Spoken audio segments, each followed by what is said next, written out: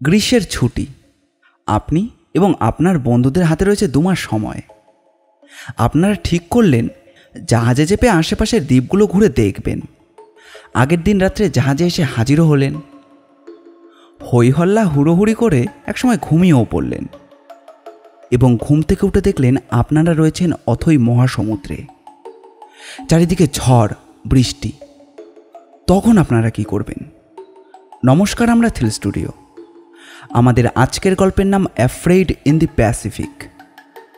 গল্পটি নেওয়া হয়েছে জুল ভের্ন অমনিবাস থেকে। গল্প পাঠে রয়েছে শুভ, কৌশিক, চন্দন আর আমি অপূর্ব।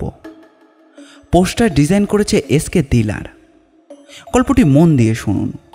তবে হ্যাঁ, আমাদের চ্যানেলটি সাবস্ক্রাইব না করে থাকলে অবশ্যই করবেন। এরকম অ্যাডভেঞ্চার গল্প বা গোয়েন্দা গল্প আমরা প্রায়ই নিয়ে আসি। তাহলে আর বেশি দেরি না করে চলুন শুরু করা যাক। 1860 সাল, তারিখ 9 মার্চ। সেদিন রাত 11টার সময় সীমাহারা এক মহাসমুদ্রের প্রচণ্ড ঝড় বাদল চলছিল।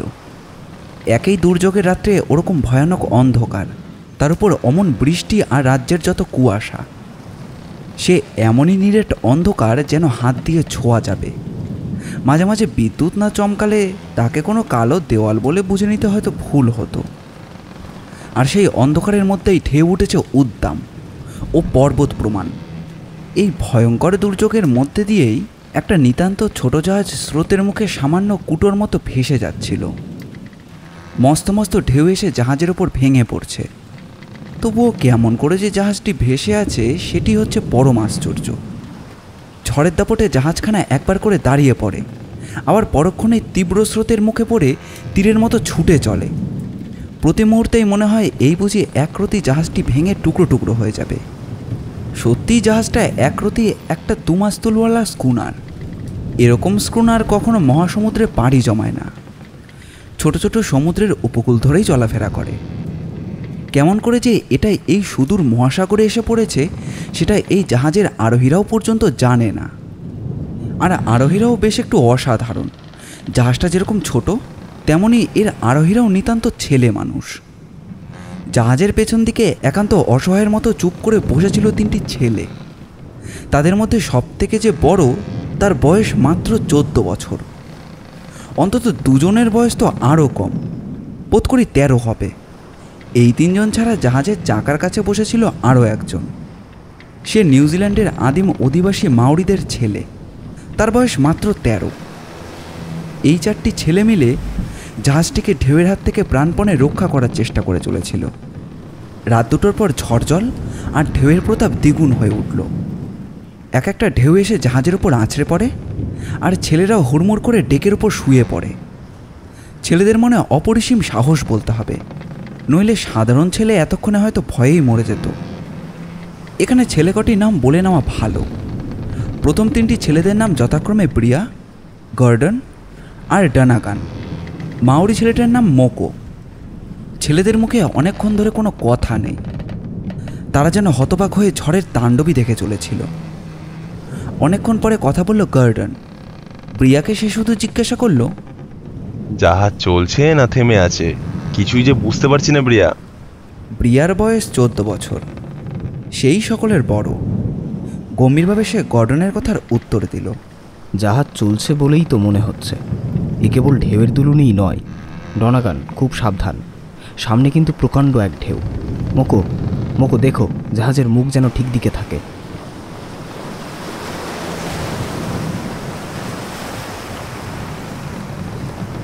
ব্রিয়ার কথা শেষ হওয়ার আগেই মস্ত একটা ঢেউ জাহাজের ওপরে এসে আছড়ে পড়ল। সারেঙের চাকা ধরে বসেছিল মোকো।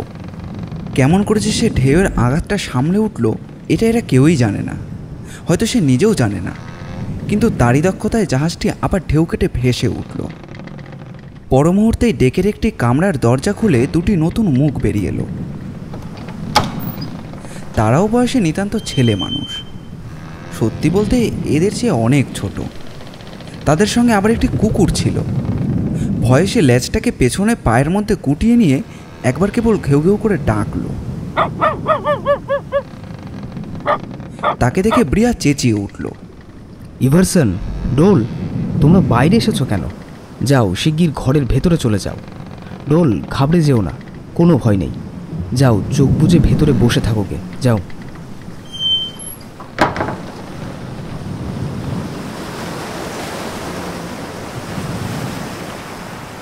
ব্রিয়ার কথাটা শেষ হওয়ার সঙ্গে সঙ্গে বিশাল একটা বড় ঢেউ সশব্দে জাহাজের পাশে এসে ভেঙে পড়ল এবং কাত হয়েই জাহাজটা আবার সোজা হয়ে উঠল। আর অমনি ঘরের দরজা খুলে আরও একটি ছেলে বেরিয়ে এলো।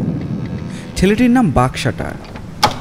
বয়সে আগের ছেলেটির থেকে একটুখানি বড়, কিন্তু প্রিয়া আর গর্ডনের থেকে সে অনেক ছোট। বাক্সাটার বাইরে এসে অন্ধকারের মধ্যে চিৎকার করে জিজ্ঞাসা করলো, প্রিয়া, আমি কি খামোকা ভেতরে না বসে থেকে তোমাদের ওখানে গিয়ে সাহায্য করব? না বাক্সাটার, তুমি ভেতরেই যাও, তোমার সাহায্যের এখন কোনো দরকার নেই। আর ক্রস, ওয়েব, সার্ভিস আর উইলকক্স, তোমরা সব ভেতরে বসে কি করছো? ছোটরা যে কাঁদছে, তোমরা কি ওদের একটু থামিয়েও রাখতে পারছো না? ভেতর থেকে অবশ্য কোনো উত্তর এলো না এবং বাক্সটারও কোনো দ্বিরুক্তি না করে আবার কামরার মধ্যে গিয়ে প্রবেশ করে দরজা বন্ধ করে দিল। আশ্চর্য, এই সুদূর মহাসমুদ্রে এই ঝড় গর্জানো অন্ধকার মধ্যরাত্রে এতগুলো ছেলে মানুষ এলো কোথা থেকে? জাহাজের যাত্রীরা বালকও নয়, কেউ কেউ আরও ছোট, শিশু। আরোহীদের সংখ্যা সব শুদ্ধ 15, বাইরে 4 জন আর কামরার ভেতরে 11। এই 15 জন ছোট ছেলে ছাড়া জাহাজে আর কোনো পুরুষ বা অন্য কোনো নাবিক নেই। আর তার উপর আফসোসের কথা এই যে ছেলেগুলোর মধ্যে জাহাজ চালানোর কেউ অকখাও জানে না, অথচ জাহাজটি নিয়ে তারা একেবারে সীমাহারা মহাসমুদ্রে এসে পড়েছে। তারা এখন কেউই জানে না যে পৃথিবীর কোন অংশে তাদের জাহাজ চলেছে। তারা শুধু এইটুকুই বুঝতে পেরেছে যে তারা এক মহাসমুদ্রের উপর এসে পড়েছে, আর সেই মহাসমুদ্র যে সে সমুদ্র নয়, একেবারে প্রশান্ত মহাসাগর। সমুদ্রের এই অংশটা বোধহয় অত্যন্ত নিরালা। বোধহয় এখান দিয়ে কোনো জাহাজ যায় না, অন্তত কোনো দিকে জাহাজ, স্টিমার বা জনমানবের চিহ্নটুকুও দেখা যাচ্ছে না। তাই ব্রিয়া আর তার বন্ধুরা জাহাজটিকে প্রাণপণে সামনের দিকেই চালিয়ে নিচ্ছিল। আরও কিছু দূর গেলে যদি ডাঙার চিহ্ন মেলে। রাত্রি ক্রমশই গভীর হতে লাগলো, আর এর মধ্যেই অকস্মাৎ সেই ভীষণ ঝড় বৃষ্টি ও সমুদ্রের ঢেউয়ের শব্দ ছাপিয়ে আরও একটি কর্কশ তীক্ষ্ণ স্বর শোনা গেল। সঙ্গে সঙ্গে ডনাগান চিৎকার করে উঠল, জাহাজের সামনের মাস্তুলটা ভেঙে পড়ল। তার কথায় প্রতিবাদ করে মোকো বলল, মাস্তুল ভাঙেনি, মাস্তুলের বড় পালটা ফেসে গেছে। তৎক্ষণাৎ ব্রিয়ার কণ্ঠস্বর শোনা গেল, গর্ডন, তুমি শক্ত করে হাল ধরে থাকো, আর মোকো ও ডনাগান, তোমরা দুজনেই শিগগির আমার সঙ্গে এসো। পাল ফেসে যাওয়ায় জাহাজটা হয়তো এক্ষুনি বানচাল হয়ে যাবে। দেখো, অন্ধকারের ঢেউয়ে ভেসে যেও না, সাবধান, ধরে ধরে এসো। ব্রিয়ার মোকো ছাড়াই এদের মধ্যে কেউই সমুদ্র সম্পর্কে তেমন কিছু জানে না। ভরসা যা কিছু তা এদের দুজনেরই ওপর। ব্রিয়ার মোকো কুড়ুল দিয়ে ভাঙা মাস্তুলটাকে কেটে নামিয়ে ফেলল। অন্ধকারের মধ্যেই পালগুলো আর লোহার তারগুলো তারা কোনো রকমে একদিকে সরিয়ে রাখল। বড় মাস্তুল দুটি অনেক জায়গাতেই ভেঙে গিয়েছিল, কিন্তু এখন যা রইল তা নিতান্তই ছোট। কিন্তু তাতেই কোনো রকমে পাল খাটিয়ে তারা জাহাজের গতি ঠিক রাখার চেষ্টা করল। এতক্ষণ মনে অন্তত যেটুকু আশা ছিল, বড় মাস্তুল দুটোর অকেজো দশা দেখে ব্রিয়ার মনে আর তার লেশমাত্রও রইল না। সেই যেহেতু বয়সে সব থেকে বড়, সেই জন্য ছোটদের নির্ভয় রাখার দায়িত্বটা স্বভাবত তার উপরেই এসে পড়তেছিল। সেই ভাঙা মাস্তুল আর ছেঁড়া পাল নিয়েই জাহাজটা ঝড়ের মুখে তীরের বেগে পূব দিকে ছুটে চলল। তবুও রক্ষা, স্ক্রুনারটা খুবই মজবুত ছিল। মনে মনে এটাই ভাবল প্রিয়া। না হলে এতক্ষণে যে কি হতো। প্রিয়া আর কিছু ভাবতে চাইল না। অন্ধকার একটুও কমেনি, আকাশও মেঘলা হয়ে আছে, ঝড় যেন ক্রমেই বেড়ে চলেছে। কাশ্মীরকালেও যে এই তাণ্ডব থামবে তার কোনো লক্ষণ পর্যন্তও দেখা যাচ্ছে না। শুধু এই ঝড় বৃষ্টির মধ্যে কখনো কখনো শোনা যাচ্ছে সামুদ্রিক পাখির তীক্ষ্ণ আর্তস্বর।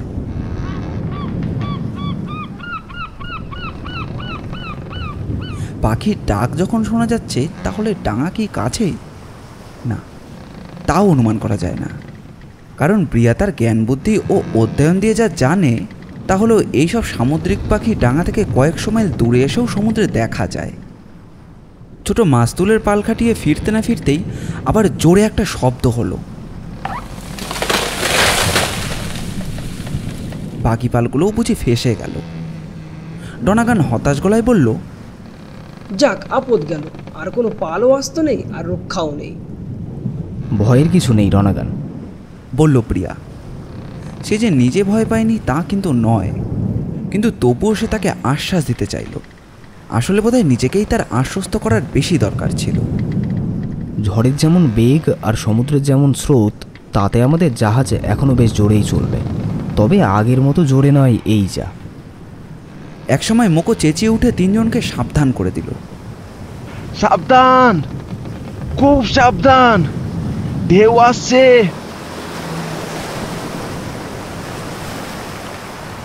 সঙ্গে সঙ্গে একটা প্রকাণ্ড ঢেউ এসে জাহাজের উপর ঝাঁপিয়ে পড়ল।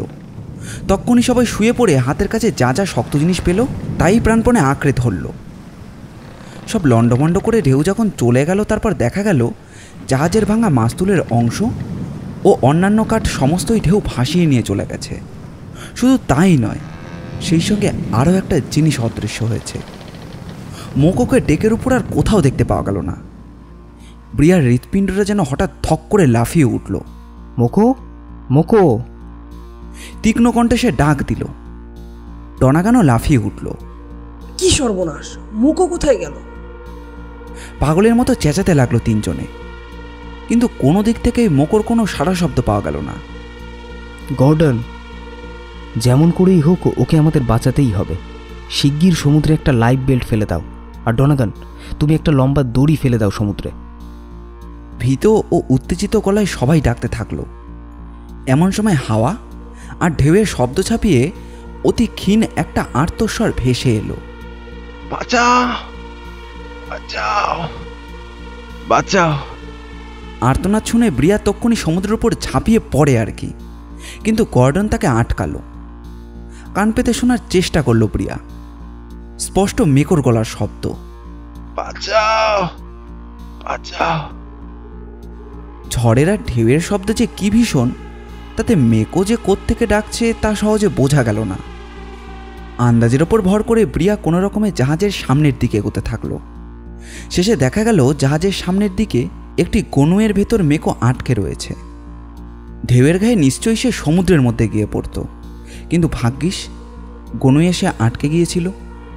ঠিক আটকে অবশ্য যায়নি, প্রাণপণে আঁকড়ে ধরেছিল, এবং বলাই যায় হাত ফসকে গেলে যে কী সর্বনাশ হতো তা ব্রিয়া কল্পনাও করতে চাইল না।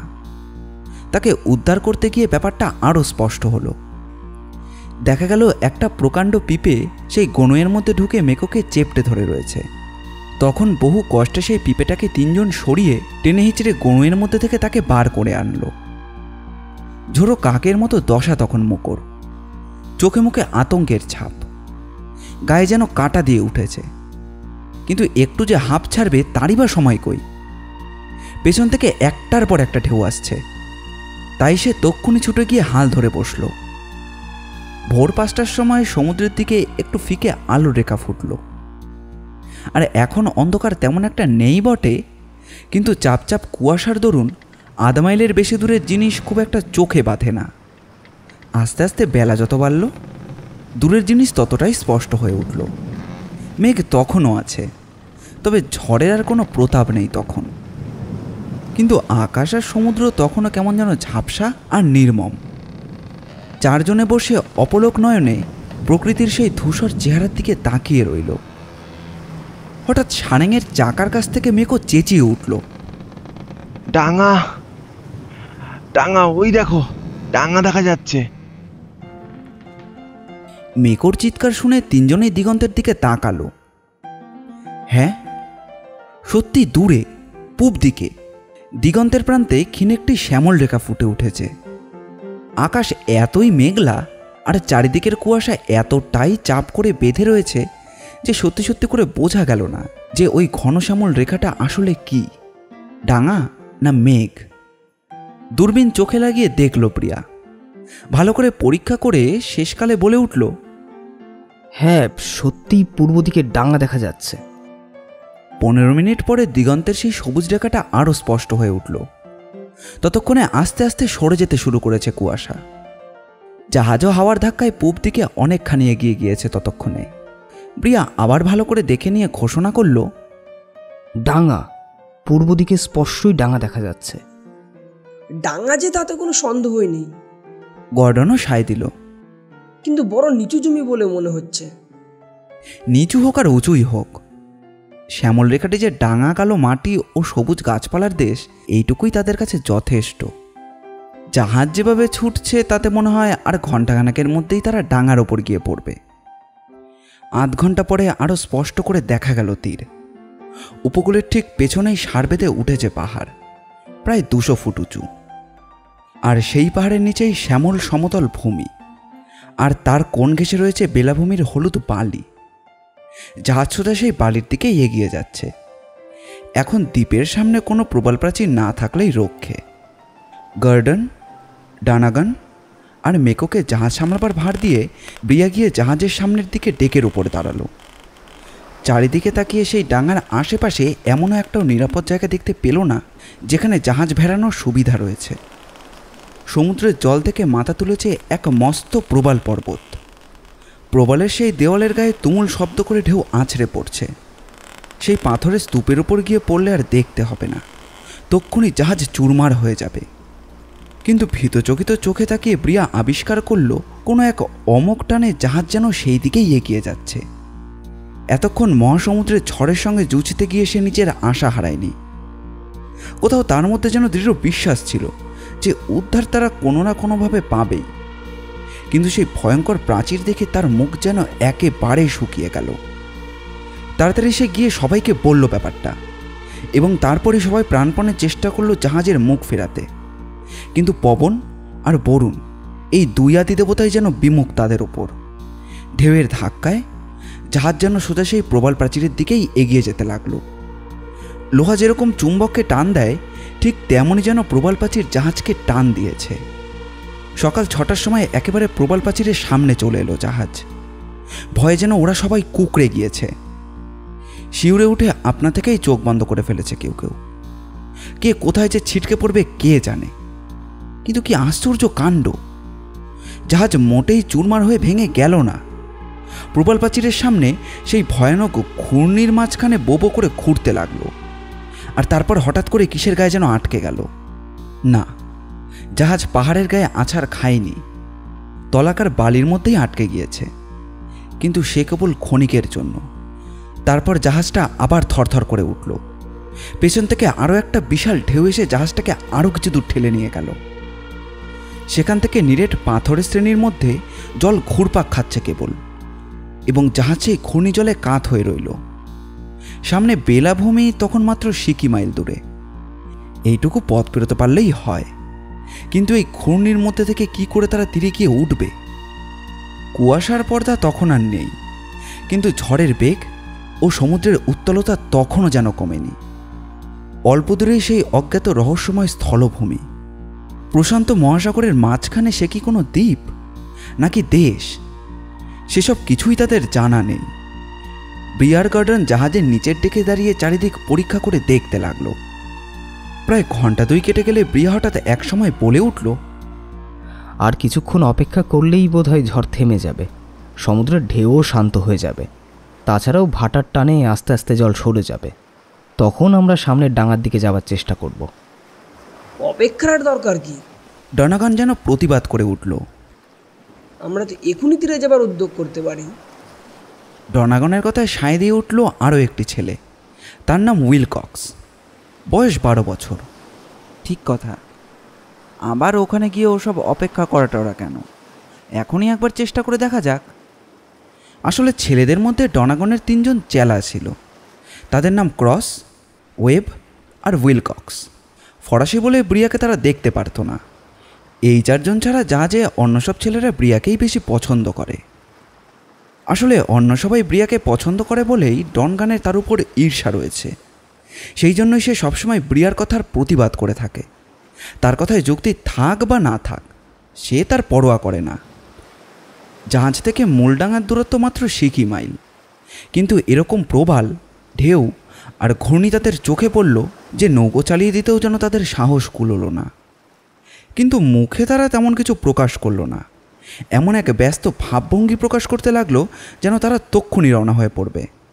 ব্রিয়া তাকে ভালো মনে আর একবার বারণ করতেই ডনাগান যেন একেবারে ঝাঁঝিয়ে উঠল। ঠোঁট বাঁকিয়ে বলল, তুমি এত উপদেশ দেবার কে? আমরা যা ভালো বুঝবো তাই করব। তোমাকে কেউ ফোপর দালালি করতে ডাকেনি। ব্রিয়ার চোখ মুখ যেন অপমানে রাঙা হয়ে উঠল, কিন্তু সে নিজেকে সামলে রাখল। সেই তো সকলের বড়, কথায় কথায় মেজাজ খারাপ করলে তার চলবে কি করে? তাছাড়া ডনাগানও তাকে মুখে দু কথা শুনিয়ে দিল বটে, কিন্তু যাওয়ার কোনো রকম লক্ষণই দেখালো না।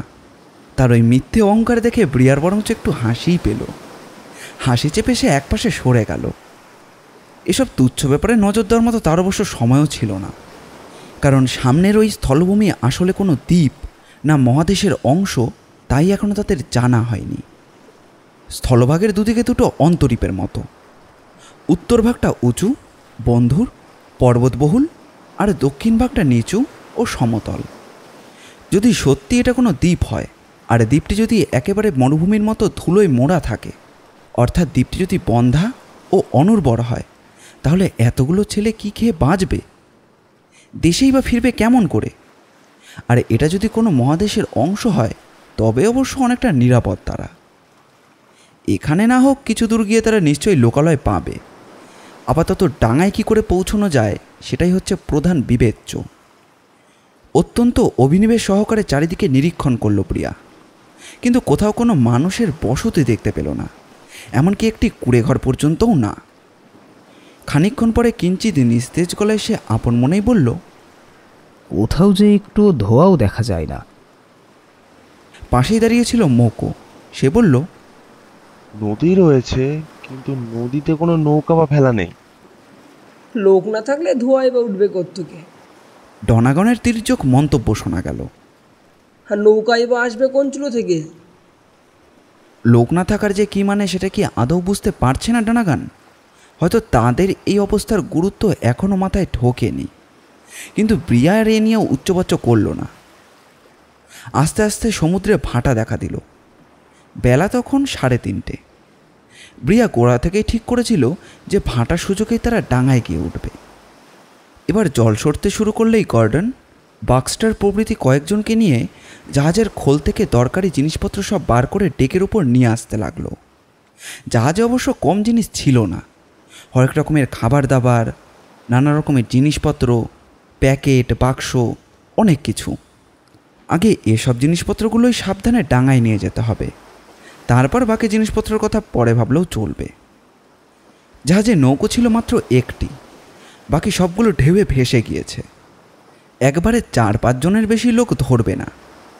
এই নৌকাতেই 2-3 বার যাওয়া আসা করতে হবে আর কি। যা হোক, নৌকোয় কিছু কিছু জিনিস বোঝাই করে তারা সেটাকে জলে নামালো। তারপর কি একটা কাজে প্রিয়া ও গর্ডনরা একবার ভেতরে গিয়েছিল।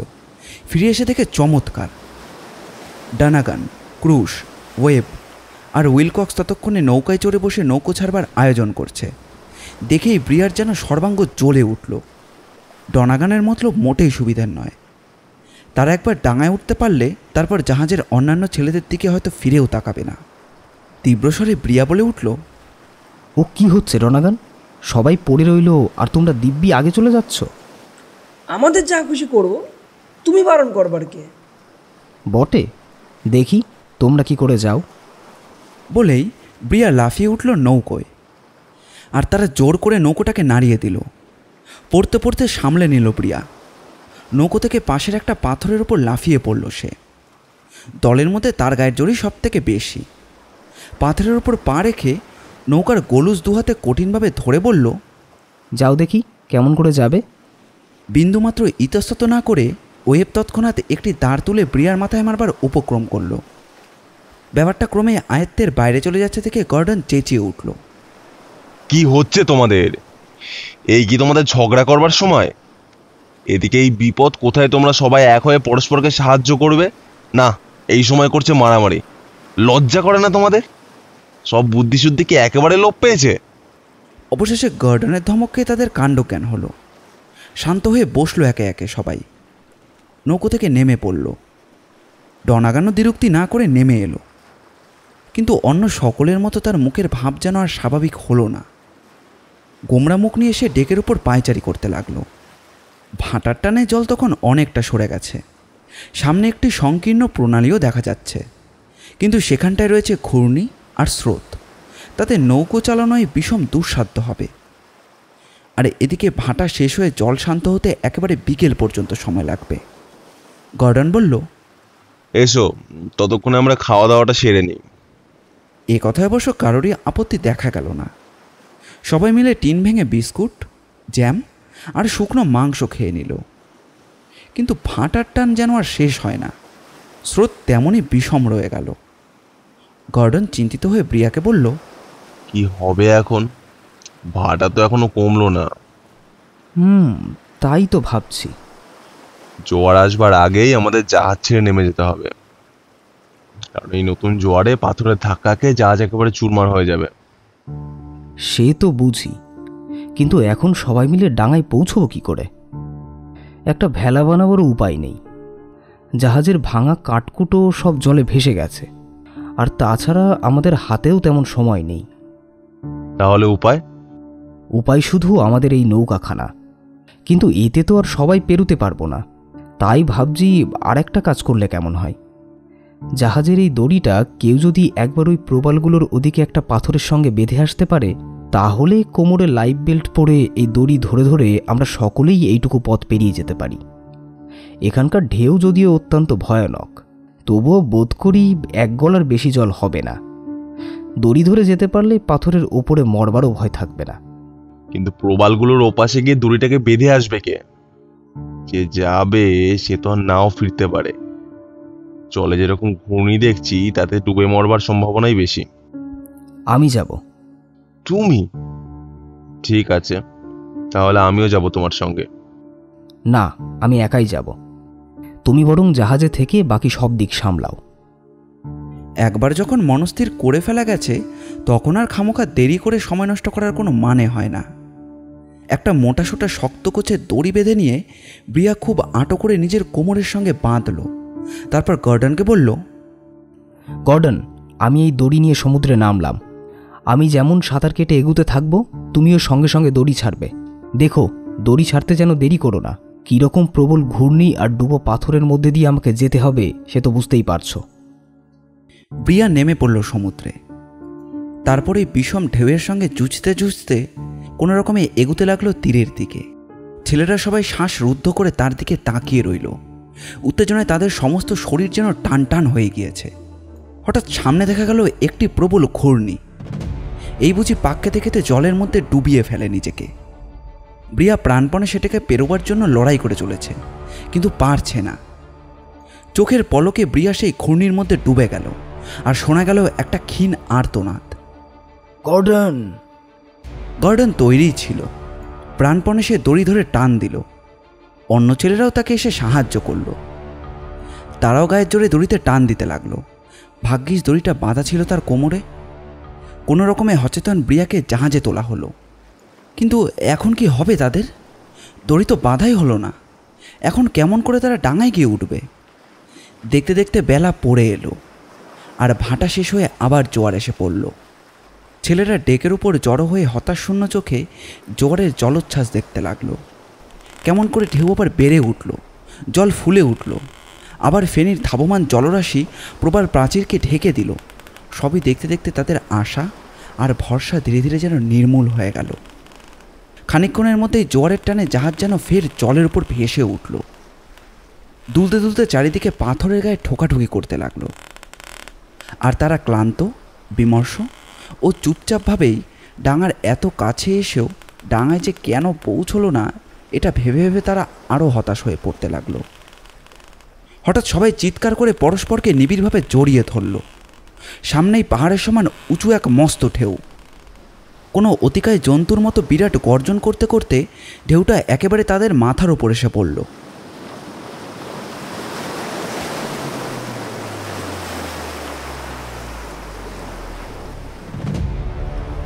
সঙ্গে সঙ্গে জাহাজ প্রায় 20 ফুট উপরে লাফিয়ে উঠল এবং জাহাজ পর মুহূর্তেই সেই প্রবাল শ্রেণী পেরিয়ে বালুকমায় উপরের ওপর গিয়ে ছিটকে পড়ল। ঢেউ সরে যেতেই দেখা গেল জাহাজ শুকনো বেলাভূমিতে কাত হয়ে পড়ে রয়েছে। আশ্চর্যের বিষয়, ছেলেরা কেউ তেমন আহত হয়নি। সামনেই সেই সুবিস্তৃত জলভূমি। এবারে আসে কিছু গোড়ার কথায়। আমাদের এই কাহিনী নিউজিল্যান্ডের অকল্যান্ড শহরের একটি বড় স্কুলের। 1860 সালের 15 ফেব্রুয়ারি একদল ছেলে আর তার আত্মীয় স্বজনেরা হইচই করতে করতে স্কুল থেকে বেরিয়ে পড়ল। ছুটি হলো কি না, ছেলেদের হাতে এখন 2 মাসের স্বাধীনতা। আজ তো 2 মাস জুড়ে অখণ্ড অবসর। কোনো কোনো ছেলে আবার সমুদ্রে পাড়ি দেওয়ার কথাও ভাবছে। কমাস ধরে ক্লাসের মধ্যে পড়াশোনার ফাঁকে ফাঁকে এই সমুদ্র পাড়ির প্রত্যাশায় যেন উদাস হয়ে পড়েছিল তারা।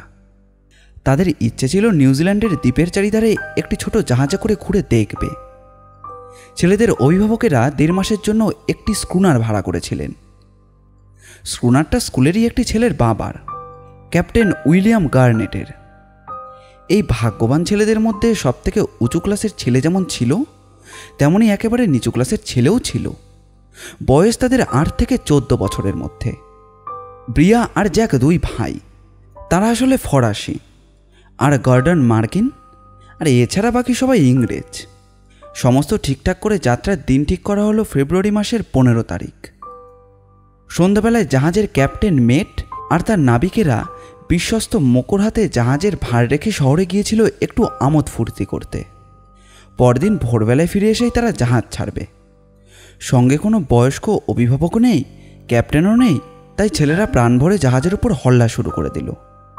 মেয়েকও জাহাজের লোক হলে কি হবে, তারও তো বয়স খুব একটা বেশি নয়, মাত্র 14 বছর।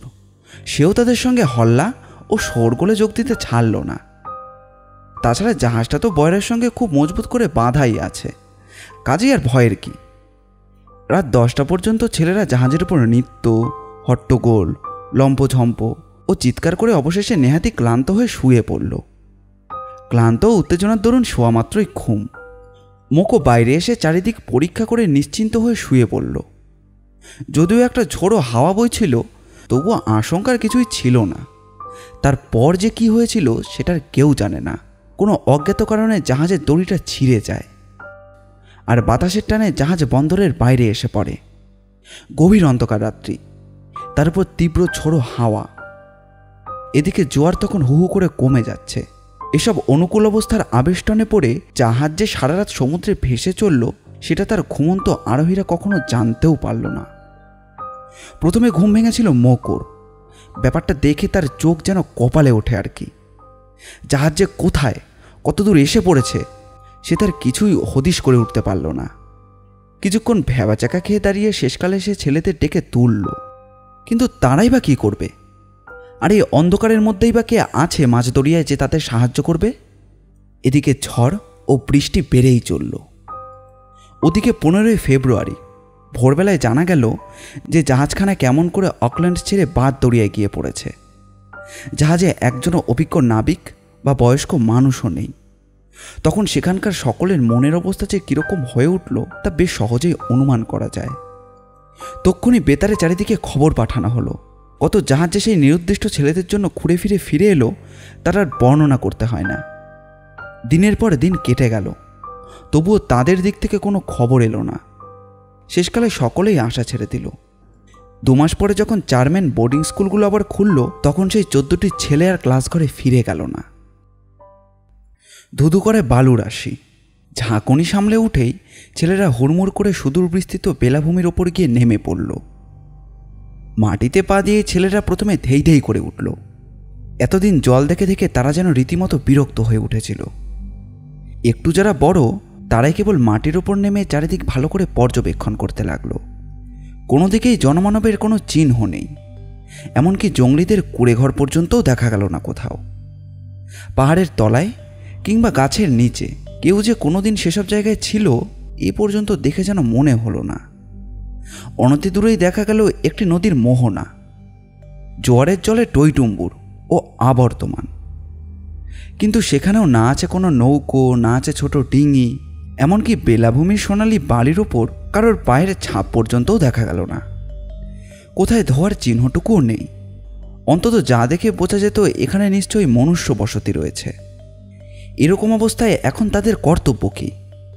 ব্রিয়া আর গার্ডেন প্রথমে নিরূপণ করার চেষ্টা করল। পরামর্শ করে তাদের স্থির করে নেওয়া উচিত। গার্ডেনকে গম্ভীর দেখে ব্রিয়াই তাকে ভরসা দেওয়ার চেষ্টা করল। না হয় এই অঞ্চল জনহীন, কিন্তু তাতে হয়েছে কি? এখানে আমাদের সঙ্গে যথেষ্ট রসদ রয়েছে, আছে প্রচুর খাদ্য ও গুলি বারুদ। অতএব আপাতত এই সম্বন্ধে বিশেষ কোনো ভাবনা নেই। বরং এখন আমাদের প্রথম এবং প্রধান কর্তব্য হচ্ছে মাথা খুঁজবার মতন একটা আশ্রয় ঠিক করা। তারপর ধীরে সুস্থে সরেজমিন তদন্ত করে না হয় দেখা যাবে আমরা পৃথিবীর কোন জায়গায় এসে উঠেছি। যদি এটা কোনো মহাদেশের অংশ হয় তাহলে এখনও আমাদের রক্ষা পাবার সম্ভাবনা আছে। আর যদি এটা সত্যি সত্যিই একটা দ্বীপ হয় এবং এখানে কোনো মনুষ্য বসতি না থাকে, তাহলে তো তা নিয়ে আপাতত ভাবিত হওয়ার কিছু দেখছি না। উপর্যুপরি এতগুলো বিপদের হাত থেকে যখন রেহাই পেয়েছি, তখন এত শিগগিরই আমরা মরব না নিশ্চয়ই।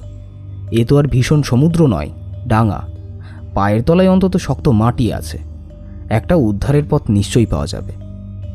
সবাই মিলে আলোচনা করে প্রথমে স্থির করা হলো যে যতদিন না দ্বীপের ওপর কোনো ভালো আশ্রয় মিলছে ততদিন তারা জাহাজের মধ্যেই থাকবে।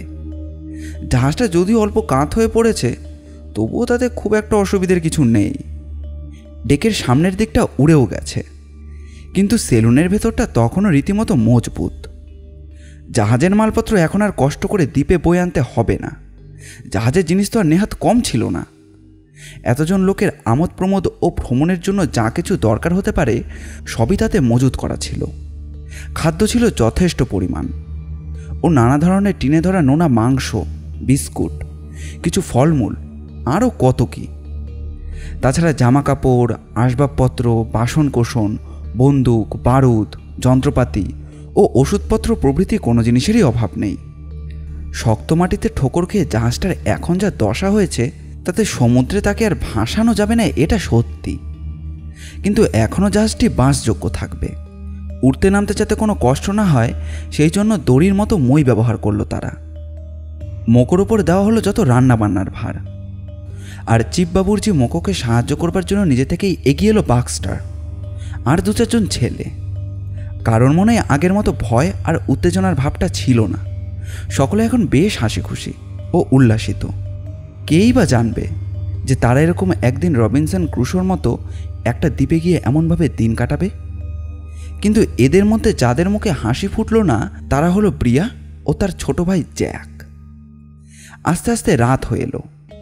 আজ কতদিন তারা নির্ভাবনায় ঘুমোতে পারেনি। আজ বেশ তাজা ও হালকা লাগছে। চটপটে খাবার খেয়ে নিয়ে যে যার বিছানায় গিয়ে শুয়ে পড়ল। কিন্তু একসঙ্গে সবাই ঘুমোতে সাহস করল না। ছোটরা শুতে গেলে পর ব্রিয়া, গার্ডেন, ডানাগান এরা পালা করে রাত জেগে পাহারা দিতে লাগলো। কে জানে অচেনা জায়গা কখন কি বিপদ আসে। রাতটা কিন্তু নির্বিঘ্নেই কেটে গেল।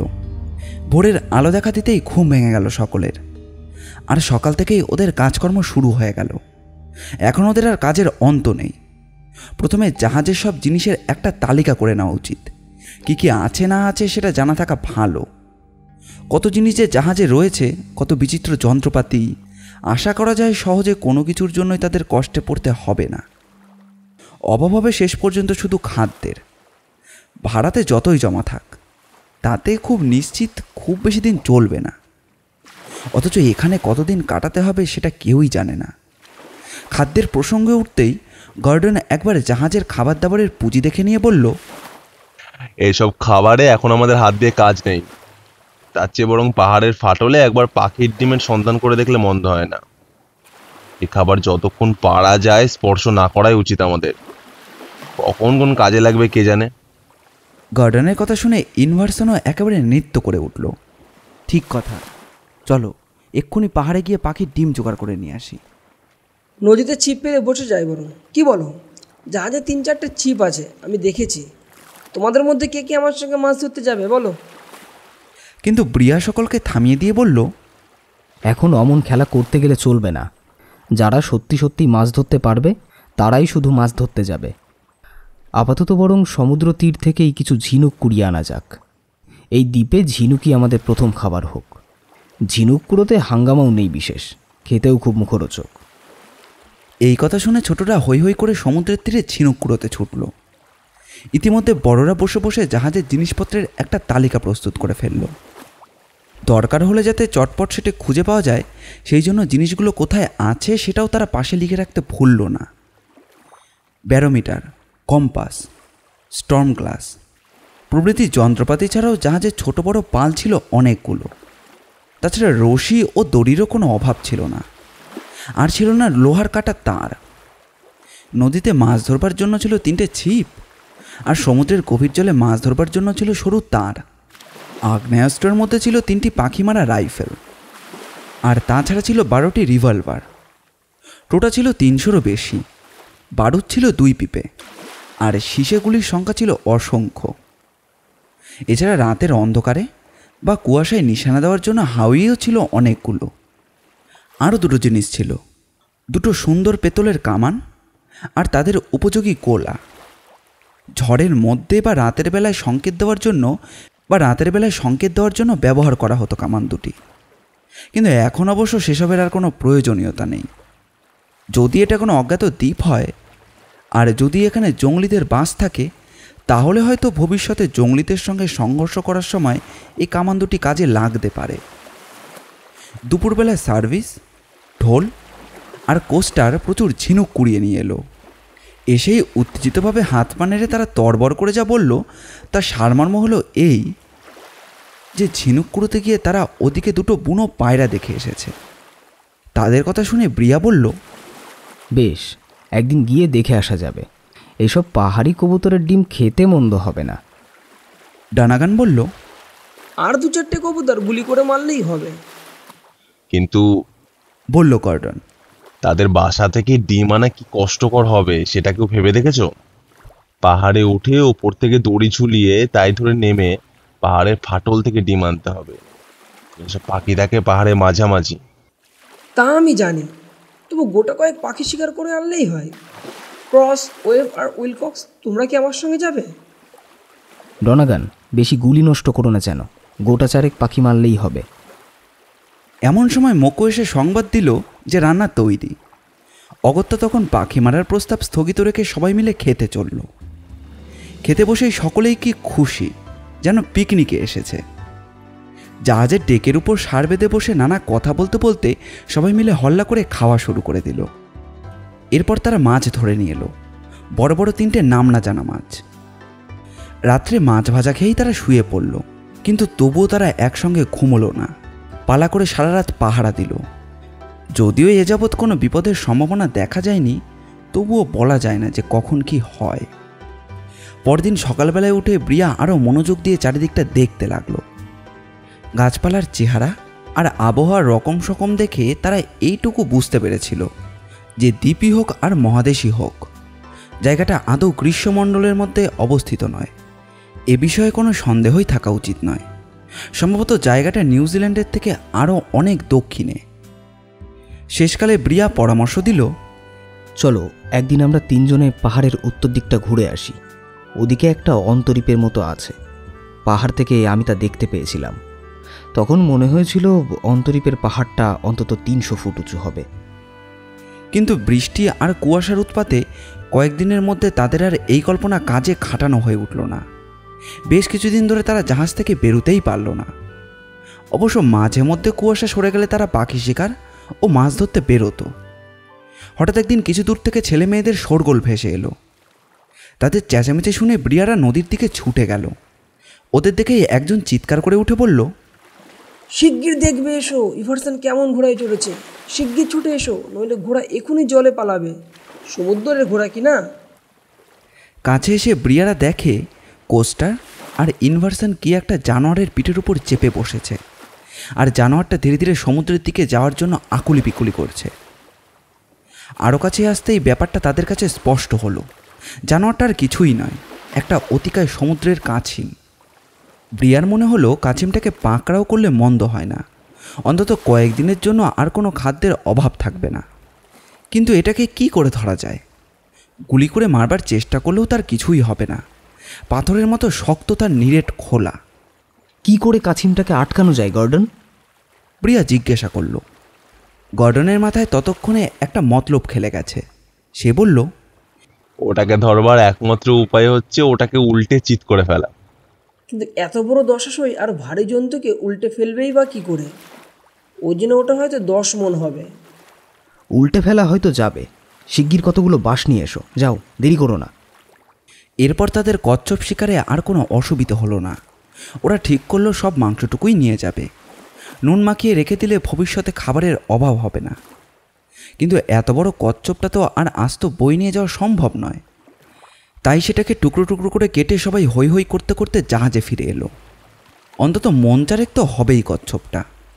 দেখতে দেখতে এপ্রিল মাস চলে এলো। ঝড়বাদলও তখন অনেকটা কমে এসেছে ইতিমধ্যে। আগের মতো আর একটানা দিবারাত্র বর্ষণ নেই। ব্যারোমিটারের পারও তখন অনেকটা উঠেছে। আশা করা যায় এখন আর কিছুদিনের মধ্যে প্রবল বৃষ্টিপাত আর হবে না, আর এটাই সুযোগ। এরই মধ্যে যেমন করেই হোক শীত আসবার আগেই মাথা গোজার মতো একটা আশ্রয় তাদের খুঁজে বার করতেই হবে। সেদিন ডানাগান বলল, চলো প্রিয়, কাল আমরা কজনে গিয়ে পূব দিকটা নিরীক্ষণ করে আসি। বনের মধ্যে দিয়ে বেশ শর্টকাট করে যাওয়া যাবে, অতটা ঘুরতে হবে না। ব্রিয়াও ঘাড় নাড়ল। বেশ, চলো। গার্ডন তাদের পরিকল্পনা শুনে বলল, তোমরা যদি কাল সকালে যাত্রা করো তাহলে নিশ্চয়ই কাল সন্ধ্যের মধ্যেই ফিরবে। কোনো কারণে যদি দুদিন দেরিও হয় তাহলে তোমরা যেন খামোকা ভেবে মরো না। সঙ্গে দিন চারেকের মতো উপযোগী খাবার নিয়ে ব্রিয়া, ডানাগান, সার্ভিস আর উইলকক্স পরদিন সূর্য হওয়ার সঙ্গে সঙ্গেই যাত্রার জন্য তৈরি হয়ে নিল। 4টে রিভলভার, কিছু গোলাগুলি, 2টো কুড়ুল, এসব নিয়ে তারা রীতিমতো সশস্ত্র হয়েই অভিযানে বেরোলো। সঙ্গে আরও নিল একটা কম্পাস ও একটা শক্তিশালী দূরবীন। উপরন্তু সঙ্গে চলল কুকুর ফ্যান। সেদিন আকাশ ছিল স্বচ্ছ নীল। হালকা সাদা মেঘ ভেলার মতো ভেসে যাচ্ছে মন্দমধুর বাতাসে। মিনিট 15-এর মধ্যেই তারা সমুদ্র তীরের পাথরগুলো পেরিয়ে গভীর জঙ্গলের মধ্যে ঢুকে পড়ল। মস্ত সব গাছের ডালপালা মাথার ওপরে, কত রকমের যে পাখির কাকলি আর কত ধরনের ছোট ছোট বুনো জানোয়ারের ভীতচকিত ও বিস্মিত চলফেরার শব্দ সেটার বলে বোঝানো যায় না। গোড়ার দিকে কোনো জানোয়ার দেখলেই ফ্যান ঘেউ ঘেউ করে তাকে তাড়া করত। কিন্তু তাদের উদ্দেশ্য শিকার নয়, তাদের ইচ্ছে অন্তরীপের ওই পাহাড়টার ওদিকে কি আছে সেটা দেখার। এতে অবশ্য অনেকটা ঘুরতে হবে, কিন্তু সব মিলিয়ে এই অঞ্চলটির একটি স্পষ্ট ছবি পাওয়া যাবে। ডালপাড়া সরিয়ে তারা ঝোপঝাড়ের মধ্যে দিয়ে এগিয়ে যেতে যেতে একসময় একটি ছোট পাহাড়ের কাছে পৌঁছল। ঘুরে না গিয়ে খাড়া ওঠাটাই তারা সমীচীন বলে স্থির করল, কারণ সেখান থেকে চারদিকে তাকিয়ে অনেক দূর পর্যন্ত দেখা যাবে। অনেক কষ্টে শেষকালে তারা পাহাড়ের ওপরে গিয়ে উঠল। ডানাগান চোখে দূরবীন লাগিয়ে চারিদিক নিরীক্ষণ করে দেখল, কই আশেপাশে তো কোনো সমুদ্রের চিহ্ন পর্যন্তও নেই। ব্রিয়া বলল, কিন্তু এটা ঠিক যে কোনো মহাদেশের অংশ তা আমার মনে হয় না উইলকক্স। নিশ্চয়ই আশেপাশে কোথাও সমুদ্র আছে। আমার কেন যেন মনে হচ্ছে এটা একটা ছোট দ্বীপ ছাড়া আর কিছুই না। প্রশান্ত মহাসাগরে তো কত ছোট ছোট দ্বীপ আছে, তার সবগুলিরই যে মানচিত্র ভূগোল বইতে আছে তা তো নয়। এটা হয়তো তেমনই কোনো অজ্ঞাত দ্বীপ। বরং এসো, সামনে জঙ্গলটা পেরিয়ে যাই। সোজা পূর্ব দিকে গেলে আমরা নিশ্চয়ই সমুদ্র দেখতে পাবো। আমার তো অন্তত তাই বিশ্বাস। সেই ভালো, আর একটু এগিয়ে দেখলেই নিশ্চিত হওয়া যাবে। তবে বনের মধ্যে ঢোকবার আগে কিছু খেয়ে নেওয়া দরকার, নইলে পা দুটো আর চলতে চাইবে না। তখন সবাই পাহাড় থেকে নেমে পড়ে পেট ভরে সেই নুন মাখানো কচ্ছপের মাংস খেয়ে নিল। তারপরে একটু বিশ্রাম করে আবার বনের মধ্যে ঢুকে পড়ল। এবারে একেবারে সোজাসুজি পূব দিকে যেতে হবে। ঝোপঝাড় পেরিয়ে তারা যখন বেরিয়ে এলো তখন প্রায় সন্ধে হয়ে এসেছে। এখানে ঝোপঝাড় অনেক কম, গাছপালার ততটা ঠেসাঠেসিও নেই। একটি ফাঁকা জায়গা দেখে শুকনো ডালপালা নিয়ে এসে জড়ো করে তাতে আগুন ধরিয়ে দিল। এই আগুন কুণ্ডের পাশেই তারা সারা রাত কাটাবে। কিছু দূরেই দেখা গেল একটি প্রকাণ্ড গাছ। তার একটা ডাল প্রচুর ডালপালা ও শাখা প্রশাখা নিয়ে এমনভাবে মাটিতে নুয়ে পড়েছে যেন সেটা একটা কুড়ে বাড়ি। এখানেই তারা সেরাত্রের মতো আশ্রয় নেবে বলে স্থির করল। সকালবেলা হলো, আকাশে আলো ঝলমল করছে, চারিদিকে জ্যোতির্ময়। সব থেকে প্রথমে ঘুম ভাঙল সার্ভিসে। আড়মোড়া ভাঙতে ভাঙতে উঠে বসলো সে চটপট। তারপর ম্যাজম্যাজে ভাবটা কাটাবার জন্য আস্তে আস্তে সে কুড়ে বাড়ির বাইরে এসে দাঁড়ালো। আর তারপরেই শুরু হলো তার চিৎকার, প্রিয়া, ডনাগান, উইলকক্স, শিগগির এদিকে এসো। সকলেই তাড়াহুড়ো করে বেরিয়ে আসতেই উত্তেজিত সার্ভিস হাত পা নেড়ে বলল, ওই দেখো, সারা রাত আমরা কিসের তলায় কাটিয়েছি। সবাই তখন তাকিয়ে যে দৃশ্য দেখতে পেল তাতে অন্তত কিছুক্ষণের জন্য কারোর মুখে কোনো বাক্য স্ফূর্তি হলো না। অন্তত সবাইকেই যেন স্তম্ভিত হয়ে থাকতে হলো। যার তলায় তারা রাত্রিটা ঘুমিয়ে কাটিয়েছে সেটা কোনো শাখাবহুল গাছ নয়, সেটা একটা ছোট্ট কুটির। এই কুটিরের অদ্ভুত বৈশিষ্ট্য হলো এর কোনো দেওয়াল নেই। গাছের ধারে ঠেকানো চালটা চারধারে ঢালু হয়ে নেমে এসেছে। আমেরিকায় রেড ইন্ডিয়ানরা এই ধরনের ঘরে বাস করে। এই ধরনের কুড়েবাড়িকে তারা বলে অ্যাজুপা। অবশেষে প্রথম মন্তব্য করলো ডানাগান, দ্বীপে তাহলে লোক আছে? আপাতত না থাকলেও অতীতে যে কখনো ছিল সে বিষয়ে কোনো সন্দেহ নেই। দস্তুর মতো চাঞ্চল্য বোধ করা সত্ত্বেও সেখান থেকে দেরি না করে তারা তক্ষুনি রওনা হয়ে পড়ল। কয়েক ঘন্টা হাঁটার পর দেখা গেল বনের চেহারা যেন একটু পাল্টে গিয়েছে। এখন আর আগের মতো তেমন বড় বড় গাছ চোখে পড়ে না, কেবল মাথা সমান উঁচু উঁচু ঝোপঝাড়। একটু পরে ঝোপঝাড়ের মধ্যে থেকে বেরিয়ে তারা বালুচরে এসে পৌঁছলো। সেখান থেকেই দেখা যাচ্ছে উত্তাল সমুদ্র আর তার অজস্র ফেনা নিয়ে আছড়ে পড়া ঢেউ। ব্রিয়ার অনুমানই সত্যি হলো, জায়গাটা তাহলে কোনো মহাদেশের অংশ নয়, সত্যি সত্যি একটা দ্বীপ। এক অর্থে উদ্ধারের আশা অনেক অংশ কমে গেল বটে, তবে অনিশ্চয়তা ও অস্বস্তির হাত থেকে অনেকটা রেহাই পাওয়া গেল। অন্তত তারা যে কোথায় আছে সে সম্পর্কে তাদের আর কোনো বিভ্রম রইল না। যাক, শেষ পর্যন্ত এটা তো জানা গেল যে তারা কোথায় এসে উঠেছে। তাদের তদন্ত তো আর ব্যর্থ হয়নি। তবে আর খামোখা দেরি করে কি লাভ? অল্প কিছুটা জিরিয়ে নিয়ে খাওয়া দাওয়া সেরে ফিরে যাবে বলে স্থির করলো তারা। এমন সময় ব্রিয়ার চোখ পড়ল ফ্যানের দিকে।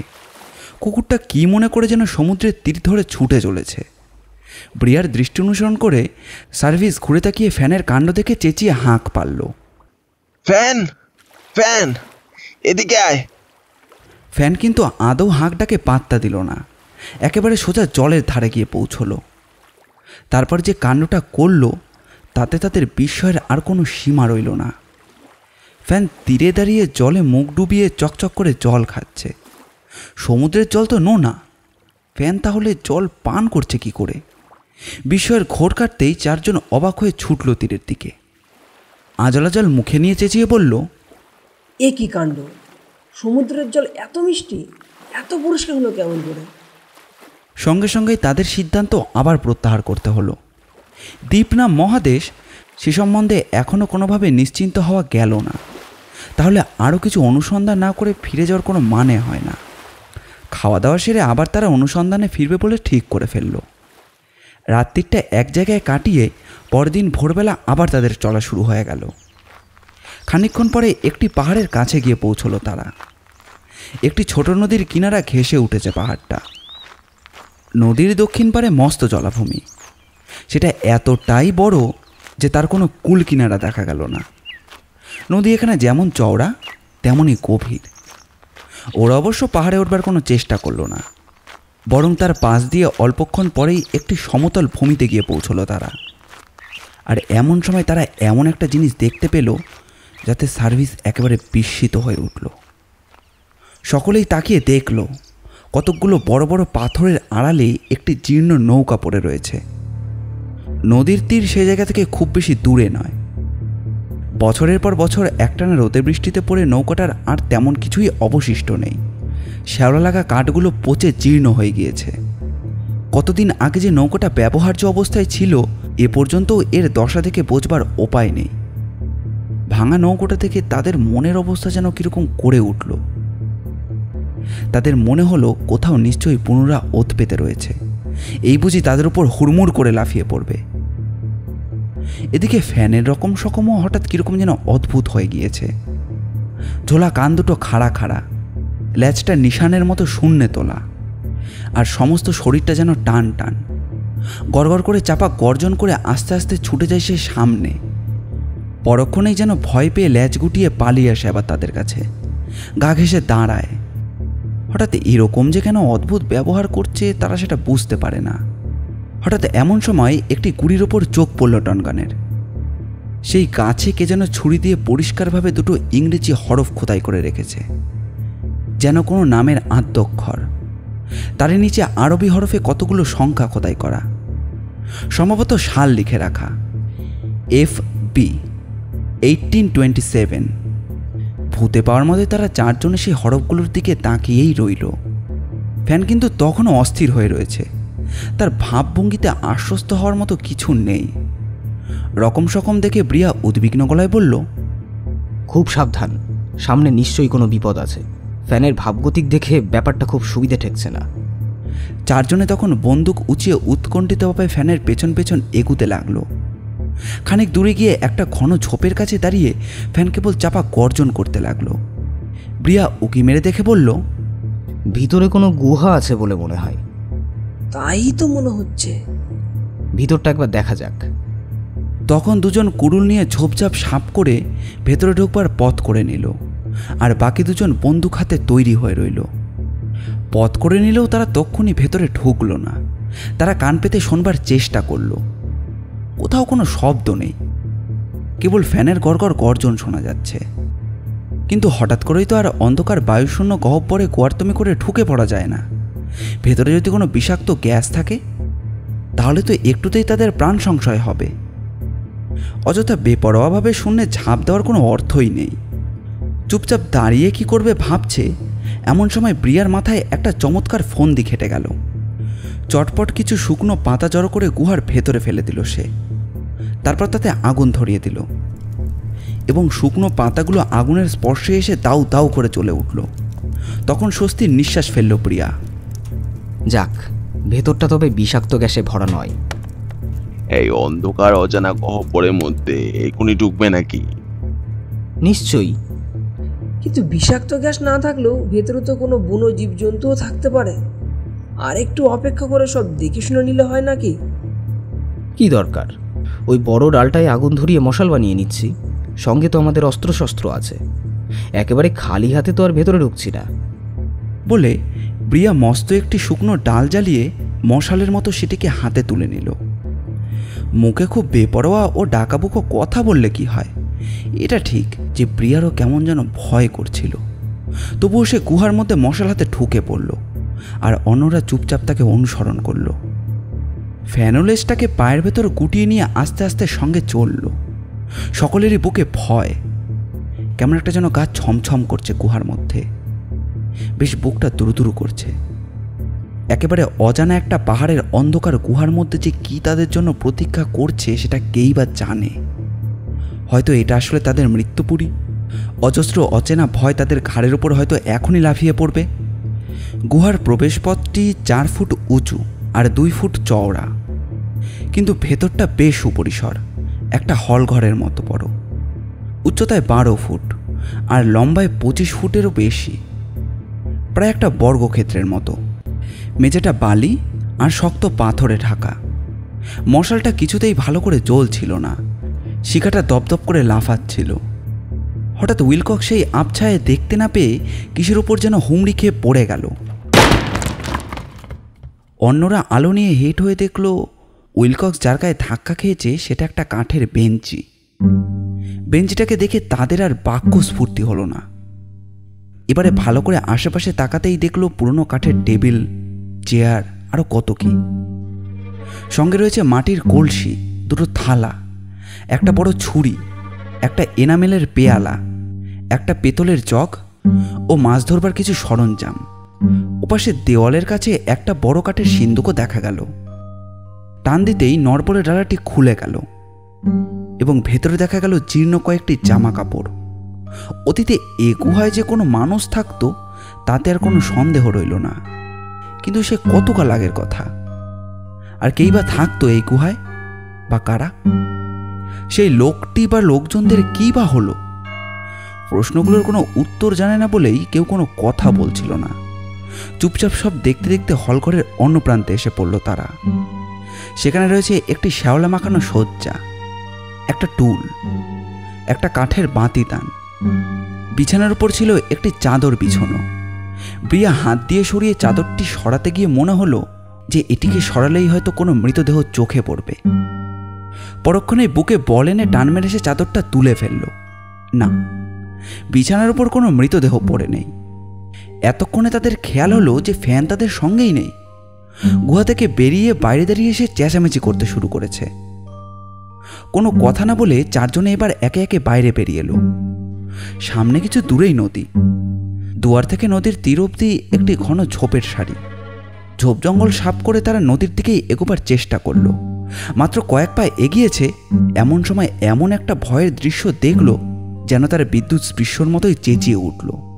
পাথরের মূর্তির মতো নিশ্চল হয়ে দাঁড়িয়ে পড়ল। একটা মস্ত বীজ গাছের গোড়ায় একরাশ হাড়গোড় পড়ে রয়েছে। অস্থি দেখে তাদের বুঝতে অসুবিধে হলো না যে এটি একটি মানুষের কঙ্কাল। সেই ভীষণ রকম কঙ্কাল দেখে চারজনেই পাথরের মূর্তির মতো দাঁড়িয়ে রইল। এরকম একটা আশঙ্কা যে তারা করেনি তা কিন্তু নয়, কিন্তু তবুও তাদের আশঙ্কাকে সত্যি হতে দেখে তারা যেন কিছুক্ষণ কোনো কথা বলতে পারল না। একটু পরে ঘোরটা খানিকটা কমলে তারা সাহস করে এগিয়ে এসে দাঁড়ালো। লোকটা হাত পা ছড়িয়ে চিৎ করে শুয়ে মারা গিয়েছিল। গোটা কঙ্কালটা তাই বোধহয় এখনো আস্ত রয়েছে। তখনও ভয় তাদের বুকটা দুরুদুরু করছে। কে এই হতভাগ্য যে ঘর ছেড়ে বাইরে বেরিয়ে এসে এরকম নির্জন দ্বীপে মৃত্যুবরণ করেছে? সে কি কোনো ডুবে যাওয়া জাহাজের নাবিক, নাকি কোনো সত্যান্বেষী অভিযাত্রী? কোন দেশের লোক সে? বয়সী বা কত ছিল তার তখন? কত দিন, কত মাস, কত বছর না জানি এই জনহীন অজ্ঞাত দ্বীপে সে কাটিয়েছিল। হয়তো যৌবনেই একসময় এই দ্বীপে উঠে এসেছিল সে, তারপর বছরের পর বছর একা কাটিয়ে একেবারে বুড়ো হয়ে ফেলেছে তার শেষ নিঃশ্বাস। এই নরকঙ্কালটি দেখে ব্রিয়ার মনে সত্যিই সন্দেহ হয়। এটি যদি কোনো মহাদেশের অংশই হতো তাহলে এই হতভাগ্য কেন একই জায়গায় সারা জীবন কাটিয়েছিল? কেন সে পূব দিকে এগিয়ে গিয়ে শহর বা জনপদে যাওয়ার চেষ্টা করেনি? সেদিকে যাওয়াটা কি এমনই দুর্লভ্য বা কোনো বাধা আছে যা সেটা সে অতিক্রম করতে পারেনি? না সে কি কোনো জায়গা থেকে পালিয়ে এসে এখানে এই লোকালয়ে আশ্রয় নিয়েছিল? প্রশ্ন আরও অনেক ভিড় করছিল তার মনে। কিন্তু এখন সদুত্তর পেতে হলে ওই গুহার ভেতরটা খুব ভালো করে পরীক্ষা করা দরকার। চারজন গুহার মধ্যে প্রবেশ করল। তারা গুহার ভেতরটা তন্ন তন্ন করে খুঁজে দেখতে লাগলো। একদিকের দেওয়ালের গায়ে কাঠের শেলফ, তার উপর অনেকগুলো মোমবাতি। মোমের বাতিগুলো চর্বি আর মোম দিয়ে হাতে তৈরি। খুব সম্ভবত এটি লোকটিরই কাজ। গুহাটি বেশ বড়, প্রাচীন শক্ত গ্রানাইটের পাথরে। মেঝেগুলো বেশ শুকনো ও খটখটে, মোটেই ভিজে বা স্যাঁতস্যাঁতে নয়। বেরোবার দরজা কিন্তু সেই একটাই, নদীর দিকে মুখ। গুহার জিনিসপত্রের একটি তালিকা তৈরি করল প্রিয়া। নিতান্তই সামান্য জিনিসপত্র, কি নিদারুণ অভাব ও দৈন্যের মধ্যে এই হতভাগ্য লোকটির দিন কাটিয়েছিল। কতগুলো ভাঙা তক্তা, একটা কুড়ুল, একটা শাবল, একটা কোদাল, রান্নার 2-4টে পাত্র আর একটা হাতুড়ি ছিল তার সম্বল। সব দেখে শুনে প্রিয়া মনে মনে তার সংকল্প স্থির করে ফেলল। সঙ্গীতের দিকে তাকিয়ে বলল, এই গুহাই এখন থেকে আমাদের আশ্রয় হবে। একসময় যখন এর মধ্যে লোক থাকতো তখন আমরাই বা পারবো না কেন? মুখে কথা বলল বটে, কিন্তু তবু একটা তার বুকটা যেন কেঁপে উঠল। তারাও যদি এই লোকটির মতোই একদিন মারা যায়? আচ্ছা, লোকটা মরেছে কিভাবে? কতদিন আগে? নিশ্চয়ই অনেক দিন আগে। কাঠের গুঁড়িতে লেখা ছিল 1827। তাহলে কি এই 25-30 বছরের মধ্যে এখানে কেউই পদার্পণ করেনি? এই 30 বছরের মধ্যে কি কেউই এই দ্বীপে কখনোই আশ্রয় নেয়নি? খুঁজতে খুঁজতে একটি বড় ছুরি পাওয়া গেল। তারপর পাওয়া গেল একটি বহু পুরনো কম্পাস। অবশেষে একটি চায়ের কেটলিও আবিষ্কার করা গেল। কিন্তু জাহাজ চালাবার বা দিক নির্ণয় করবার কোনো যন্ত্রই তারা খুঁজে পেল না। এমনকি একটা বন্দুকও পর্যন্ত তাদের চোখে পড়ল না। হঠাৎ ঘরের এক কোণে দেখে সার্ভিস চেঁচিয়ে উঠল, দেখো দেখো, ওটা কি? সেই অদ্ভুত জিনিসটা যে কি তারা সেটা প্রথমে বুঝতে পারল না। তার পাশেই আবার সেরকমই আরও একটা জিনিস। অনেকক্ষণ পরীক্ষা করে দেখে নিয়ে ব্রিয়া অবশ্য শেষটায় বুঝতে পারল যে জিনিসটা কি। প্রথম জিনিসটার নাম হলো বোলা। বইতে পড়েছিল একটা প্রকাণ্ড দড়ির দুদিকে 2টো বল বাঁধা, আর সেটাকে ছুঁড়েই তারা জানোয়ার ধরতে পারে। তাহলে এটুকু বোঝা গেল যে লোকটি কি করে জন্তু জানোয়ার শিকার করত। বিছানার বালিশপত্র সরাতেই একটি সুন্দর ছোট্ট ঘড়ি তাদের চোখে পড়ল। রূপোর ঢাকনা ঘড়িটায়, সঙ্গে রূপোর চেন আর রূপোর চাবি। অনেক কষ্টে ব্রিয়া ঘড়ির ঢাকনাটা খুলতে পারল। ভেতরে সোনার কাটা। কোনো এক তারিখে 3:20 সময় তার দম ফুরিয়েছে। ব্রিয়া চাবি ঘুরিয়ে দম দেওয়ার চেষ্টা করলো, কিন্তু তবুও ঘড়িটা চলল না। ভেতরে কতদিন তেল পড়েনি কে জানে।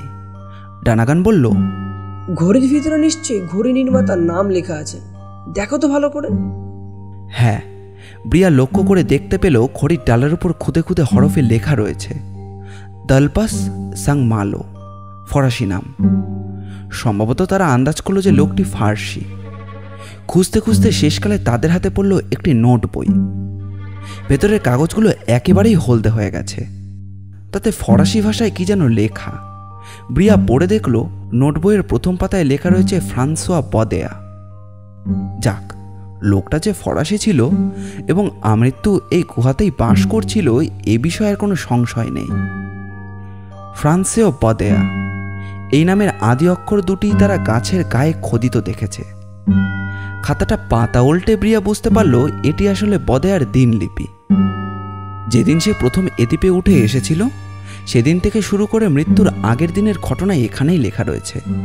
তবে অনেক দিন আগেকার পেন্সিলে লেখা বলে অনেক জায়গায় একেবারে অস্পষ্ট হয়ে গিয়েছে। এক জায়গায় স্পষ্ট করে লেখা রয়েছে একটি জাহাজের নাম, দুগুয়ে ক্রয়া। নিশ্চয়ই এ জাহাজেই সে কাজ করত। আর জাহাজটা ডুবে গিয়েছিল প্রশান্ত মহাসাগরে। খাতার গোড়ার দিকে আবার সেই 1827 সালের উল্লেখ দেখা গেল, ঠিক যেই সালটা গাছের গায়ে খোদাই করা আছে। অর্থাৎ প্রায় 33 বছর আগে ফ্রান্সেও বোদেয়া এই দ্বীপে পদার্পণ করে এবং তারপর আমৃত্যু অবস্থায় এই দ্বীপেই রয়ে যায় সে। খাতাটা নাড়াচাড়া করতে গিয়ে ভেতর থেকে একটা মস্ত ভাঁজ করা কাগজ পড়ে গেল। উইলকক সেটাকে কুড়িয়ে নিয়ে দেখল হাতে আঁকা একটি বিরাট মানচিত্র, অতি বিশ্রী আর জঘন্য কালিতে আঁকা, কিন্তু অনুপুঞ্জগুলো বেশ স্পষ্ট। বদেয়া নিশ্চয়ই এই দ্বীপে আসবার পরেই লতাপাতার রস দিয়ে এই কালিটি তৈরি করেছিল। বদোয়া যখন ম্যাপ তৈরি করতে পারতো তখন সে তো নিশ্চয়ই কোনো সাধারণ নাবিক ছিল না। সম্ভবত জাহাজের কোনো উচ্চতর অফিসার ছিল সে। আমারও তাই মনে হয়, কিন্তু ম্যাপটা কোন দেশের তা বুঝতে পারছো প্রিয়া? আমার তো মনে হচ্ছে এটা এখানকারই ম্যাপ। এই দেখো, এইখানটাই আমাদের জাহাজ আছে, এই সেই উপসাগর। এখানটাই দেখো সেই প্রবাল প্রাচীর, ওই দেখো সেই হ্রদটা যাকে আমরা সমুদ্র বলে ভুল করেছিলাম। এটা হচ্ছে দ্বীপের মাঝখানকার সেই গভীর অরণ্য যার মধ্যে দিয়ে আমরা এসেছি। হ্রদটা কিন্তু যতটা বড় ভেবেছিলাম তেমনটা নয়। হ্রদের ওপারে ভীষণ জঙ্গল আঁকা আছে, আর তার ওপারে এই দেখো নীল রঙের সমুদ্র আঁকা। তাহলে তো পূর্ব দিকে আর বেশি এগুলো সম্ভব হবে না। আর এইবারে বেশ বোঝা যাচ্ছে প্রিয়ার অনুমান ঠিক। আমরা যার উপরে উঠেছি সেটা একটা সামান্য দ্বীপ। মহাদেশ মহাদেশ করে আমরা মিথ্যে এতদিন কেবল মাথা ঘামালাম। ম্যাপ থেকে আরও একটা জিনিস স্পষ্ট হলো, যে দ্বীপটা বর্তুল নয়, আয়ত। ঠিক যেন একটা প্রজাপতি জলে ডানা ছড়িয়ে ভাসছে। দ্বীপটার মাঝখানে রয়েছে গভীর অরণ্য, আর অরণ্যের ঠিক মাঝামাঝি সেই হ্রদটা। অর্থাৎ হ্রদের এপারে যেমন গভীর বন, ওপারেও তেমনই। ম্যাপ দেখে আরও বোঝা গেল যে দ্বীপটা উত্তর দক্ষিণে প্রায় 50 মাইল আর পূর্ব পশ্চিমে তার অর্ধেক। কিন্তু দ্বীপটা যে প্রশান্ত মহাসাগরের কোনখানে অবস্থিত তাই ম্যাপ দেখে বোঝা গেল না। কোনো অক্ষাংশ বা দ্রাঘিমা রেখার কোনো উল্লেখ নেই। তবে সবকিছু দেখে শুনে এটা তারা বেশ অনুধাবন করতে পারল যে এই দ্বীপ সম্পূর্ণ অজ্ঞাত, আর দ্বীপের উপর এখনও তাদের অনেক দিন কাটাতে হবে। দ্বীপটা সম্ভবত সমুদ্রের এমন এক জায়গায় অবস্থিত যার কাছ দিয়ে কোনো জাহাজ যাতায়াত করে না। এখন এই গুহার মধ্যে এসে সদল বলে আশ্রয় নেওয়া ছাড়া তাদের আর কোনো রকম উপায় নেই, কারণ কিছুদিন পরেই শীতকাল। সুতরাং অযথা কালক্ষেপ না করে জাহাজ থেকে সব জিনিসপত্র গুহার মধ্যে নিয়ে আসাই হবে তাদের প্রথম কর্তব্য। আজ 3 দিন হলো ব্রিয়ারা জাহাজ ছেড়ে অনুসন্ধানে বেরিয়েছে। নিশ্চয়ই বাকিরা এখনও তাদের জন্য খুবই চিন্তিত। সুতরাং আর দেরি না করে এবার সত্যিই ফেরা উচিত। ম্যাপটা দেখতে দেখতে প্রিয়া বলল, এখন আর বনের মধ্যে দিয়ে গিয়ে কাজ নেই, কারণ ম্যাপে স্পষ্টই বলেছে এই নদীর তীর ধরে গেলে সবচেয়ে আগেই আমরা সমুদ্র তীরে গিয়ে পৌঁছব। বড়জোর 7 মাইল পথ হবে। এইটুকু রাস্তা আমরা কয়েক ঘন্টার মধ্যেই পেরোতে পারবো। কিন্তু রওনা হওয়ার আগে আমাদের আরেকটা কর্তব্য আছে। যার কল্যাণে আমরা এই দ্বীপ সম্বন্ধে এত তথ্য জানতে পারলাম, তার আত্মার প্রতি শেষ সম্মান প্রদর্শন করাটা আমাদের কর্তব্য। 4 জন মিলে সেই বীজ গাছের তলায় একটি কবর খুলে ফ্রান্সিস বদায়ের কঙ্কালটিকে এনে সমাহিত করল। কবরের উপর একটি ক্রুশ পুঁততেও তারা ভুলল না। সেখান থেকে তারা নদীর ধারে গিয়ে নদীর ডান তীর ধরে পশ্চিম মুখে রওনা হয়ে পড়ল। চলতে চলতে একসময় দিনের আলো নিভে এলো, অন্ধকার করে এলো চারিদিক। রাত হলো, ক্রমেই রাত বেড়ে চলল। চারিদিকে বনের মধ্যে কত ভয় ধরানোর শব্দ। রাত্রিরে আবার সামান্য শব্দও যেন অনেক গা ছমছম করে। এখন কিন্তু বন আর তেমন নিবিড় নয়, চারিদিক বেশ ফাঁকা, কিন্তু কি ভীষণ অন্ধকার। হঠাৎ ব্রিয়ার চোখে পড়ল গাছপালার আড়ালে দূর দিগন্তে যেন একটা আগুন দাউ দাউ করে চলছে। সেই নিরেট অন্ধকারের মধ্যে অমন লাল টকটকে আলো দেখে প্রথমেই সবাই ভয় পেয়ে গিয়েছিল। সার্ভিস রুদ্ধস্বরে জিজ্ঞাসা করল, প্রিয়া, ওটা কি? গল্পটি বড় হওয়ার জন্য গল্পটিকে 2টি ভাগে ভাগ করা হয়েছে। দ্বিতীয় পর্বটি 2 দিনের মধ্যে আমাদের চ্যানেলেই আপলোড করা হবে। দ্রুত আপডেট পেতে আমাদের এই চ্যানেলটিকে সাবস্ক্রাইব করে রাখবেন। প্রথম পর্বটি ভালো লাগলে লাইক এবং কমেন্ট করবেন। আমরা আপনাদের মধ্যে থেকে একটি কমেন্ট পিন করে দেব। এরকম অ্যাডভেঞ্চার গল্প বা গোয়েন্দা গল্প আমরা প্রায়ই নিয়ে আসি। আমাদের চ্যানেলটি ঘুরেও আসতে পারেন। আপনাদের ভালোবাসা একান্ত কাম্য। ধন্যবাদ।